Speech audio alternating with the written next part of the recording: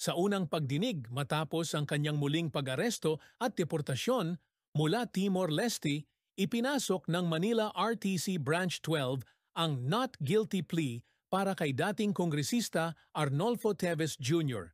kaugnay ng kasong illegal possession of explosives. Dumating si Teves sa korte pasado alas 7 ng umaga nitong Huwebes.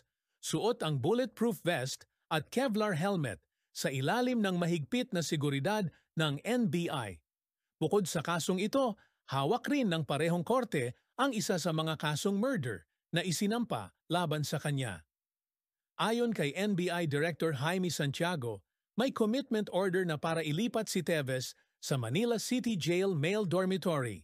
Ngunit mananatili muna siya sa NBI Detention Facility sa loob ng New Bilibid Prisons habang hinihintay ang desisyon ng korte sa mosyon ng kanyang kampo na pagsamahin ang lahat ng kaso sa ilalim ng Manila RTC.